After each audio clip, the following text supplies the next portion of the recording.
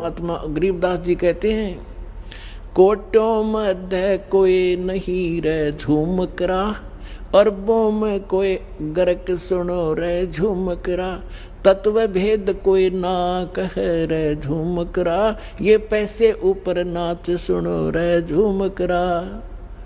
कि इस तत्व भेद से कोई परिचित नहीं है, ये सिर्फ पैसे के लालच में जंतर मंतर करते फिरते हैं ये संत।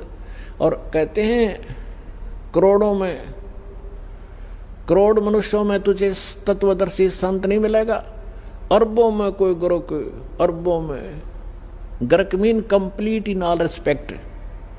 जैसे छोटा मोटा ज्ञान तक कबीरपंथी नकली भी रखते हैं, लेकिन इनके पास मंत्र नहीं, इनके पास अधिकार नहीं नाम देने का।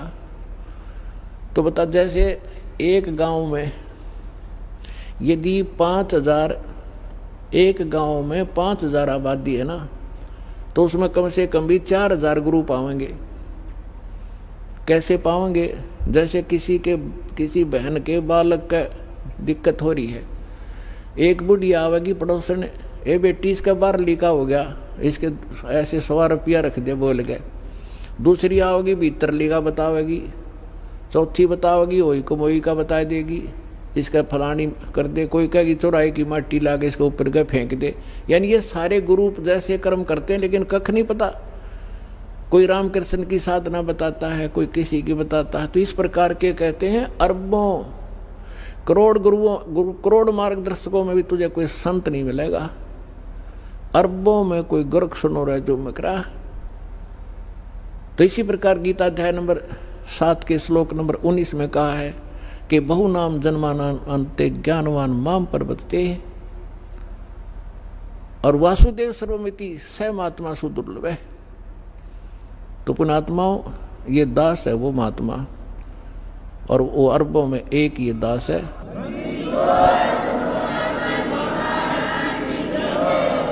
और आपका सौभाग्य है, आपको ये आज दास आपको ये बताना चाह रहा था कि आप आम आत्मा नहीं हो, आप परमात्मा की विशेष प्रिय आत्मा हो। क्योंकि अभी तक आपने ज्ञान का पता नहीं, अभी तक ये सूर्य उदय हुआ ही नहीं था सच्चे ज्ञान का। अब ये थोड़ा सा उदय हुआ है, जिसके रोशनी में आप यहाँ तक पहुँच रहे हो। आप तक संदेश भेज रहे हैं परमात्मा को टीवी के माध्यम से, कोई भाई बहन के माध्यम से, या कोई बुक पुस्तक के माध्यम से। और आप वो पुण्यात्मा हैं कि आपको सतगुरु मिले, और इस समय में ये मानव शरीर प्राप्त है। पुण्यात्माओं, सौभाग्य आपका, आप जी को ये अनमोल वचन सुनने को मिले,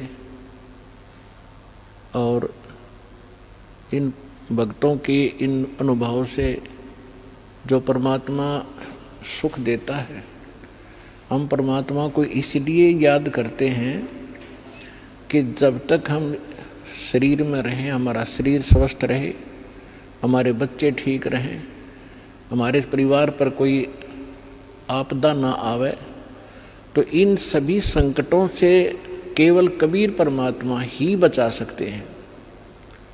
ना विष्णु जी बचा सकते, ना शंकर जी बचा सकते, क्योंकि ये सक्षम नहीं हैं, ये वासुदेव नहीं है, ये संकट मोचन नहीं है। कबीर परमात्मा वो समर्थ शक्ति है, जिसके विषय में गरीबदास साहिब जी ने कहा है कि सतगुरु जो चाहे सो कर ही। क्योंकि परमात्मा यहाँ जब आते हैं वो सतगुरु भी रूप धारण करते हैं, सतगुरु की भूमिका भी करते हैं। यदि सतगुरु हैं तो परमात्मा ही हैं, और परमात्मा के ज्ञान से परिचित उनके कृपा पात्र भी सतगुरु होते हैं, और वो परमात्मा भी होते हैं। तो गरीबदास साहिब जी ने कहा था कि सतगुरु जो चाहे सो कर ही, और 14 कोट दूत जमडर ही, ऊत भूत जम त्रास निवारे, और चित्रगुप्त के कागज पाड़े।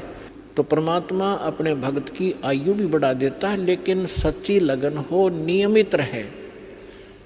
कबीर साहब कहते हैं, जब तक हंसा हमरी आना, काल लगे ना तेरा बाना। जब तक ये हंस आत्मा मेरी मर्यादा में रहेगा, तब तक काल का अटैक। जिसमें आदरणीय गरीबदास साहिब जी गांव छुरानी जिला दद्दर वाले परमात्मा की प्यारी आत्मा। गांव छुडानी में एक किसान थे, जाट थे, और अपना धंधा करा करते खेती बाड़ी का। जैसा भी ऐसी वेशभूषा थी जैसे आम हरियाणा की धोती कुर्ता पहना करते थे, बिल्कुल एक सिंपल किसान जैसे होते हैं। और हमने संत की परिभाषा मान रखी है, दाढ़ी बढ़ा रखी हो, सिर पर बड़ी बड़ी जटा हो, शरीर पे तन पर राख रमा रखी हो कि तो धूणे ला कर बैठा हो, या लाल पीले कपड़े कर रखे हो, या कति मुंड मुंडवा रखा हो, 2-4 तिलक ला रखे हो, गले में 5-7 माला पैर रखी हो। तो हमने संत की वेशभूषा ऐसी मान रखी थी। और गरीबदास साहिब जी को परमात्मा मिले, सतलोक दिखाया, वो मूल मंत्र दे दिए सारे, वो भक्ति करा करते थे। और परमात्मा ने कहा था कि जो 12वां पंथ गरीबदास का आवेगा उसमें मेरी महिमा की वाणी पुनः प्रकट होंगी। तो गरीबदास जी के द्वारा परमेश्वर ने अपना यथार्थ ज्ञान पुनः प्रकट करवाया, क्योंकि उनको मालूम था कि कबीर सागर के अंदर ये कबीर के 11-12 पंथ कुछ घुसपैठ करेंगे और यथार्थ ज्ञान को कुछ उसमें फेरबदल कर देंगे। तो परमेश्वर ने दोबारा वो ज्ञान कवा दिया और ऐसी जगह सुरक्षित रख दिया। गरीबदास जी द्वारा लिखा हुआ एक ग्रंथ है, और उसके विषय में दास तो गरीबदास पंथ से ही अलग हुआ है। खूब जानकारी थी कि किस सब ने ये बता रखा था कि गरीबदास जी ने जो वाणी लिख रखी है, किसी ने मात्रा भी गलत लिख दी और कोई फेरबदल कर दिया वाणी में, तो उसका बहुत बुरा हाल होगा। एक संत ने दालदास नाम का एक संत था, उसने गरीबदास जी की वाणी में एक ऐसी, जैसे अपने बच्चों को माता पिता भी गाली दे देते हैं, तो वो उसमें ऐसी कुछ भाषा लिख प्रयोग कर रखी है धमकाने के लिए कि चेतावनी में चूक नहीं और क्या देऊं गाली, कि कहना था बहुत कुछ कह दिया कि और गाली दूं तुम्हारे को, इस तरह की और भी कुछ है। तो उसने सोचा कि ये अभद्र से शब्द है, इनको निकाल देता हूँ। उसने मूल ग्रंथ हाथ से लिखा जाता था, तो लिख तो पहले रखा था, वो बाद में हुआ था। उसने संशोधन करना चाहा, उसको पैरालिसिस हो गया, और उसने सब जगह बता दिया कि इस ग्रंथ की किसी भी वाणी को छेड़ना मत, मेरी दुर्दशा इसी कारण से हुई है। और छुडानी के अंदर उसकी एक अलग से मकान भी बना हुआ, दयालदास कोठी बोल रहे उसने। तो उस परमात्मा ने ऐसा झटका दिया कि गरीबदास के पंथ में इस ग्रंथ साहब में किसी ने 250 वर्ष हो गए, किसी ने मात्रा भी गलत नहीं की, जो आज अपने पास सुरक्षित है। तो गरीबदास साहिब जी ने वाणी लिखवा दी थी। एक गोपाल दास नाम के दादूपंथी संत थे, बने हुए थे, उन्होंने ये लिखा था, ग्रंथ साहब तैयार हाथ से लिख दिया था। और उसी में से कुछ अंश निकाल कर, जैसे जप जी साहब बना रखा है गुरु ग्रंथ साहब से, और गीता जी का कोई निकाल लेते हैं, 5-4 श्लोक रोज कर लेते हैं। ऐसे ही गरीबदास जी की वाणी से ब्रह्म वेदी वगैरह, ये जैसे हम आपको नित्यनेम के लिए देते हैं भक्ति बोध के माध्यम से, ऐसे वो गरीबदास जी के शिष्य जो थे वो ऐसे जाप किया करते थे, नित्यनेम ऐसे ही करते थे सुबह सुबह। तो वो लुधियाना के पास एक गांव है वासियर, उस वासियर गांव में बाहर बैठकर कोई सफर कर रहा था, कहीं जा रहा था आगे, पहले पैदल चला करते थे। तो उसने एक तालाब देखा, तालाब के ऊपर नहा के और बैठ के वहाँ उसके किनारे और अपना नित्यनेम करने लग गया, जैसे आप डेली करते हो सुबह सुबह का। उसमें ब्रह्म वेदी पढ़ रहा था वो, ऊंचे स्वर में, रात की शांत सुबह सुबह वक़्त से बहुत अच्छी सुंदर दूर तक मधुर आवाज़ से पढ़ रहा था। और परमात्मा की वाणी तो आत्मा को खींचती है। एक राम राय नाम का सरदार जी था, और वो संतों की वाणी के बड़े दीवाने होते हैं। उसने देखा कि प्यारी प्यारी वाणी, संत की वाणी कहाँ से उच्चारित हो रही है। वो धीरे धीरे वही पहुंच गया। जब उसने अपना नित्यनेम कर लिया तो उससे पूछा कि भक्त, ये ऐसी प्यारी वाणी किसकी है। उस भक्त ने बताया कि मेरे पूज्य गुरुदेव जी श्री संत गरीबदास महाराज जी की है। तो उसने राम राय जी ने पूछा सरदार जी ने कि भाई ये संत अब चोले में हैं या चोला छोड़ गए, शरीर छोड़ गए। भक्त ने बताया जी विद्यमान है। और गांव छुडानी में ऐसे ऐसे गरीबदास महाराज के नाम से, छोटा सा गांव है, किसी ने पूछ लेना। उसे लेकर एड्रेस कहाँ कहाँ से जाना होता चल पड़ा। अब उसने गरीबदास महाराज सुना था, उसने सोचा महाराज की परिभाषा वो जैसा हम मानते हैं, भाई जटा हो, लटा हो, बड़े बड़े कानों मुद्रा हो, चमटा हो, लाल पीले कपड़े हो, इस तरह सोच कर चल पड़ा। अब सुबह सुबह गांव छुडानी पहुंच गया। गरीबदास जी अपने खेतों में गए हुए थे, पशुओं का चारा ले आते थे, घूमने भी जाते थे। और उधर से दिन के समय आसपास के जो उनके शिष्य थे, 2-4 गांव से वो आ जाते थे, 10-5 भक्त वहाँ भी बैठ जाते थे, उनका इंतजार करते थे। तो उस समय वो भक्त इंतजार कर रहे थे। गरीबदास जी गांव खेतों में गए हुए थे सैर सपट्टे को सुबह सुबह। और गरीबदास जी के विषय में ऐसा था, वो आ जाते तो घंटे आध घंटे में आ जा, नहीं तो शाम तक भी ना आते। कई बार ऐसे मस्त अपने बैठ जाते खेतों में, भजन करते रहते या अपने खेतों में काम करने लग जाते थे। ज्यों ही वो राम राय वहां पहुंचा, राम राय का एक उर्फ नाम था झुमकरा। गांव में जैसे वो ऐसे ही मनचलाहा व्यक्ति था, लेकिन था श्रद्धालु, इसलिए उसको झुमकरा कहने लगे। झुमकरा यानी जो छोटी छोटी बातों पर कभी किसी पर मस्त हो जा, कभी किसी पर झूम जा, यानी डगमग सा व्यक्ति था, इसलिए उसको झुमकरा भी कहते थे। वास्तविक नाम था राम राय। उसने पूछा गांव में कि अभी गरीबदास महाराज का कहाँ है डेरा। एक व्यक्ति ने बता दिया, सामने चले जाओ, वो मकान है उनका पक्का। तो वहाँ पहुँचा, वहाँ 5-4 भगत बैठे थे। उनसे पूछा, भाई महाराज गरीबदास जी से मिलना है। उन्होंने कहा कि आ जाओ भक्त, बैठ जाओ सरदार जी, महाराज जी घूमन गए हैं सैर सपट्टे को। तो उसने पूछा, भाई कितनी देर में आएंगे? ये तो कह नहीं सकते, उनकी मर्जी है, आओ तभी आ जाना, तो दोपहर और देर भी कर सकते हैं। उसने सोचा मैं 250, 300, 400 किलोमीटर आ गया हूँ और संत के दर्शन करके भोजन पाऊंगा। उसने पूछा कि महाराज जी किधर गए? मैं वहीं दर्शन करूंगा, पीछे मैं बात करूंगा। उन्होंने बता दिया, सीधे चले जाओ, रास्ता है, आगे एक नहर पाओगी, आगे एक सीधा रास्ता जाएगा और आगे एक झोपड़ी है रास्ते के ऊपर ही, वहाँ उनका अरहट है अपना खेतों में पानी चलाने का, और वहाँ मिल सकते हैं। वो चल पड़ा उसी रास्ते। आगे से गरीबदास जी पशुओं का चारा सिर पर रख कर, किसान थे वो, तो धोती कुर्ता जैसा पहनावा यहाँ का था, आ रहे थे। तो उसी ने पूछा, राम राय ने पूछा गरीबदास जी को किसान समझ के कि एक किसान, मैंने गरीबदास महाराज जी से मिलना है, उनके खेत कहाँ हैं? अब वो तो गरीबदास जी तो अंतर्यामी थे, जान गए कि भगत के मन में साधु संत महाराज की कैसी आइडेंटिटी बना रहा है ये। और यदि मैं अब न्यू कह दूंगा कि मैं हूं वो गरीबदास, तो ये यहीं से वापस हो लेगा, ये घर भी नहीं चलेगा। इसलिए गरीबदास जी ने कहा कि आ जाओ भक्त, मेरे साथ आ जाओ, मैं आपको गरीबदास से मिलाऊंगा। तो उसने कहा, जी वो इधर खेतों में गए, बताओ। हक नहीं, आ जा मेरे साथ। तो वो आ गया वापस। जो ही गरीबदास जी सिर पे चारा लिए हुए थे, पशुओं का जवार का पूरा बरोटा बंडल, तो वहाँ बैठे भगत पहले दंडोत प्रणाम किया गरीबदास जी को, जो उनके शिष्य बाहर के गांव से आए थे। गांव वाले नहीं थे उन समय उनके इतने, ये कुदरती हुआ कर, दीवा तला अंधेरा होता ही है, दीवे के नीचे अंधेरा ही रहा करता था।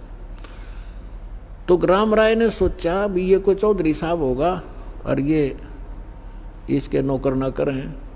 और तो परमात्मा गरीबदास जी को पता, उसने पूछा उन जो भक्तों से राम राय ने, कौन है ये? तो वो कहने लगे, यही तो है गरीबदास जी महाराज। अब उस राम राय ने सोचा, भाई देख 300, 250, 400 किलोमीटर आया, हरियो महाराज जी पाया, खुदा पाड़ निकली चुया, यानी ना इसका को माला पैर रखी, ना इसने सिर पर जटा रख रखी, ना यू कोई और एक भी लक्षण को नहीं साधु वाला था। लेकिन वो पहुंच गया था ठिकाने। गरीबदास जी ने वो सभी भक्तों को इधर उधर भेज दिया। किसी को बैलों को पानी पिलाने के लिए, किसी को चारा डालने के लिए, किसी को भाई एक बाल्टी पानी भर जाओ मेरे लिए, मैं नहाऊंगा। और उसको कहा बैठ जा भाई राम राय, नाम भी नहीं पूछा था। परमात्मा ने कहा बैठ जा जो मकरा, 2 मिनट बात करूंगा तेरे तो पाछे में। अब ये इस बात से प्रभावित हुआ कि मैंने नाम भी ना बताया, इसने दोनों नाम बता दिए, शायद कोई जानकार आदमी, इसलिए वो बैठ गया ना, चला भी जाता। जब गरीबदास जी स्नान करने लगे और उंगली के कोई रहट रूट में आकर चोट लग गई थी, खेत में काम करते समय उसका पट्टी बांध रखी थी गरीबदास जी ने। तो जब स्नान करके धोती बांधने लगे, धोती से ही एक अंश छोटा सा पल्ला ऐसे बांधते हैं बेल्ट की तरह, हमारे यहाँ हरियाणा में उसको अड़बंद बोलते हैं। धोती तो उन्होंने जैसे तैसे लपेट ली तागड़ी में। उस राम राय से कहा कि राम राय झुमकरा आइए सरदार जी, मेरी उंगली का चोट लग गई और यह बेल्ट बांध दे मेरी धोती की। अड़बंद बांधने लगे। और वो कैसे होता था, अब वो बड़ी धोती है ये, तो ऐसे एग्जाम्पल देता हूँ आपको। अब वो ऐसे कर लेते थे धोती के कुछ अंश को, उसी में से अलग से एक किनारे को, और ऐसे बांधते थे पेट के ऊपर का। जो मकरा जी राम राय को कहा कि ले गांठ लगा दे, उसने चारों तरफ से शरीर का करके और गांठ लानी चाहिए। वह गांठ जो है शरीर में से निकल आई धोती गरीबदास जी के, और उस धोती का गांठ लग गई। उसने सोचा धोखा लग गया तेरा, दूसरा फेर कर फटाफट। उसने दोबारा फिर ऐसे किया, फिर वह गांठ धोती का लागी गरीबदास जी के शरीर से निकल आई। अब तीसरी बार जब वो कोशिश करने लग गया, जब क्योंकि वो राम राय था, वो श्री कृष्ण विष्णु जी का पुजारी था। अब उसने गरीबदास जी ने कहा रे राम राय यानी झुमकरा, मैं तो तेरे जैसा ही किसान हूं। क्योंकि राम राय जो था वो भी 900 बीघे का मालिक था, किसान था। 900 बीघा, पहले बीघा बहुत बड़ा होता था, यानी आज तो 5 बीघे का 1 एकड़ बनता है, और उस समय 4 बीघे का ही 1 एकड़ होता था ना। 2.5 बीघे से 3.25 बीघे का 1 बीघा, आज के 3.25 बीघा और उस समय का 1 बीघा, यानी 1.5 बीघा का किला बन जाता, ये समझ लो। 900 बीघा का मालिक था कौन? राम राय सरदार जी। और गरीबदास जी थे 1350 बीघा जमीन के किसान थे, यानी 2500-2500 किले एकड़ समझ लो, यानी 2500 बीघा के मालिक थे। 2500 बीघा, बड़े बीघा जो बोले जाते थे, यानी 1350 के लगभग किले बनते हैं। इतने बड़े किसान थे गरीबदास जी, और वो 900 बीघा का जमींदार था। तो उसने ये आइडिया लगा रखा था, ये सुना हुआ भक्तों से। 2-4 मिनट बात हुई जब गरीबदास जी नहा रहे थे, और फिर वो चले गए। गरीबदास जी ने भेज दिया, जाओ तुम फलाना काम कर लो, कि ये बहुत बड़े किसान हैं, 2500 बीघा जमीन है इनके, और बड़े पहुंचे हुए महात्मा भी हैं। तो राम राय ये सोच रहा था कि वो मेरा कैसा किसान है, ये इसके नौकर नाकर होंगे और यहाँ पर, और ये इसके गुण गा रहे हैं। तो उसने, जब गरीबदास जी ने कहा कि राम राय मैं तेरे जैसा ही व्यक्ति हूँ, किसान हूँ, पर धोती का गांठ क्यों ना लगती तेरे थे। जब उसने ऊपर ने देखा तो लीला होती है, परमात्मा ने वो शरण में लेना था। गरीबदास जी के सिर पर ऊपर का हिस्सा विष्णु जी का रूप हो गया, और वो चारों हाथ हो गए, सिर पर मुकुट और छत्र, वो सुदर्शन चक्र घूम रहा था। राम राय ने चरण पकड़ लिए। थोड़ी देर में फिर देखा तो गरीबदास जी, तो उसने सोचा तेरे मन में वैसे तेरी अपनी ही सोच होगी, या ये तो वैसे लग गया तेरा धोखा। और फिर वो उसके शरीर से निकल रही थी कि ये कोई जादूगर होगा। उसके मन में यहाँ अभी तक ये सेटिंग थी। फिर गरीबदास जी बैठ के रखा जा, खाना खा पहले, फिर 2 बात कराएंगे सत्संग की। गरीबदास जी ने 4 घंटे सत्संग सुना उसको, सृष्टि रचना से लेकर यहाँ तक ब्रह्मा विष्णु महेश की सारी सतिथि बता दी, और किन मंत्रों से मोक्ष होगा ये इनसे जाप नहीं, और नानक साहिब जी ने कौन से मंत्र जाप किए थे वो तुम्हारे हाथ नहीं। तो तब उसने राम राय ने कहा था कि हे भगवान, ये ज्ञान ओए होए आज तक किसी ने नहीं बताया परमात्मा, ये कहाँ छुपा था, क्या किसी को नहीं पता परमात्मा? गरीबदास जी कहते हैं, कोटों मध्य कोई नहीं रे झूमकरा, अरबों में कोई गर्क सुनो रे झूमकरा, तत्व भेद कोई ना कह रे झूमकरा, ये पैसे ऊपर नाच सुनो रे झूमकरा। कि इस तत्व भेद से कोई परिचित नहीं है, ये सिर्फ पैसे के लालच में जंतर मंतर करते फिरते हैं ये संत। और कहते हैं करोड़ मनुष्यों में तुझे तत्वदर्शी संत नहीं मिलेगा, अरबों में कोई गुरुक, अरबों में गर्क mean complete in all respect. जैसे छोटा मोटा ज्ञान तक कबीरपंथी नकली भी रखते हैं, लेकिन इनके पास मंत्र नहीं, इनके पास अधिकार नहीं नाम देने का। तो बता, जैसे एक गांव में यदि 5000, एक गांव में 5000 आबादी है ना, तो उसमें कम से कम भी 4000 गुरु पावेंगे। कैसे पावेंगे? जैसे किसी बहन के बालक का दिक्कत हो रही है, एक बुढ़िया आवेगी पड़ोसन, ए बेटी इसका बाहर लीका हो गया, इसके ऐसे 100 रुपया रख दे बोल के। दूसरी आओगी भीतर लीका बतावेगी, चौथी बतावेगी वही कमोई का बता देगी, इसका फलानी कर दे, कोई कहेगी चौराहे की माटी ला के इसके ऊपर गए फेंक दे। यानी ये सारे गुरु जैसे कर्म करते हैं, लेकिन कख नहीं पता।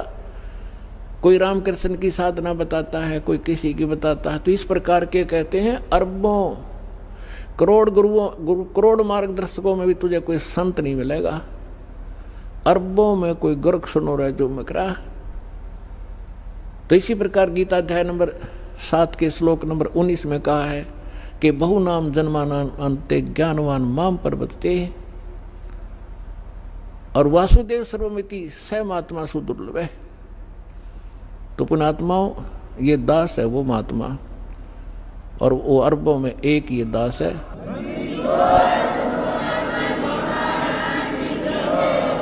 और आपका सौभाग्य है, आपको ये आज दास आपको ये बताना चाह रहा था कि आप आम आत्मा नहीं हो, आप परमात्मा की विशेष प्रिय आत्मा हो। क्योंकि अभी तक आपने ज्ञान का पता नहीं, अभी तक ये सूर्य उदय हुआ ही नहीं था सच्चे ज्ञान का। अब ये थोड़ा सा उदय हुआ है, जिसके रोशनी में आप यहाँ तक पहुँच रहे हो। आप तक संदेश भेज रहे हैं परमात्मा को, टीवी के माध्यम से, कोई भाई बहन के माध्यम से, या कोई बुक पुस्तक के माध्यम से। और आप वो पुण्यात्मा हैं कि आपको सतगुरु मिले, और इस समय में ये मानव शरीर प्राप्त है। पुण्यात्माओं, सौभाग्य आपका, आप जी को ये अनमोल वचन सुनने को मिले, और इन भक्तों के इन अनुभवों से जो परमात्मा सुख देता है, हम परमात्मा को इसलिए याद करते हैं कि जब तक हम शरीर में रहें, हमारा शरीर स्वस्थ रहे, हमारे बच्चे ठीक रहें, हमारे परिवार पर कोई आपदा ना आवे, तो इन सभी संकटों से केवल कबीर परमात्मा ही बचा सकते हैं। ना विष्णु जी बचा सकते, ना शंकर जी बचा सकते, क्योंकि ये सक्षम नहीं हैं, ये वासुदेव नहीं हैं, ये संकट मोचन नहीं है। कबीर परमात्मा वो समर्थ शक्ति है, जिसके विषय में गरीबदास साहिब जी ने कहा है कि सतगुरु जो चाहे सो कर ही। क्योंकि परमात्मा यहाँ जब आते हैं वो सतगुरु भी रूप धारण करते हैं, सतगुरु की भूमिका भी करते हैं। यदि सतगुरु हैं तो परमात्मा ही हैं, और परमात्मा के ज्ञान से परिचित उनके कृपा पात्र भी सतगुरु होते हैं, और वो परमात्मा भी होते हैं। तो गरीबदास साहिब जी ने कहा था कि सतगुरु जो चाहे सो कर ही, और 14 कोट दूत जमडर ही, ऊत भूत जम त्रास निवारे, और चित्रगुप्त के कागज पाड़े। तो परमात्मा अपने भक्त की आयु भी बढ़ा देता है, लेकिन सच्ची लगन हो, नियमित रहे। कबीर साहब कहते हैं, जब तक हंसा हमरी आना, काल लगे ना तेरा बाना। जब तक ये हंस आत्मा मेरी मर्यादा में रहेगा, तब तक काल का अटैक आपके ऊपर नहीं हो पाएगा। हम मार खाते हैं, गफलत कर देते हैं, लोक लाज में आकर मर्यादा भंग कर देते हैं और फिर कहते हैं हमने नाम ले रखा था, हानि होगी। कभी नहीं हो सकती। दास का 19 वर्ष से अनुभव इस परमात्मा के मार्ग में। वैसे तो 1988 से दास जुड़ा है, लेकिन 1994 से गुरुदेव ने जब से आदेश दिया है नाम देने का, और दिन दिन भी भक्तों ने सच्चे दिल से भक्ति की है, आज उनके वारे न्यारे कर रखे हैं। तो हम मार खाते हैं अपनी नालायकी के कारण। जैसे सीता ने मार खाई थी, उसको बता दिया था कि इस रेखा से बाहर मत जाना, और उसने यही सोचा था क्या फर्क पड़ता है, अभी आटा दे के आ जाऊंगी वापस। ऐसी आई वापस, दुनिया का नाश करा दिया, और 12 वर्ष तक वहाँ पड़ी रही, सड़ती रही उस रावण की कैद में। तो पुण्यात्माओं, मर्यादा में रहना और भक्ति करना, 101 पीढ़ी पार हो जाएगी आपकी। बोलो सतगुरुदेव।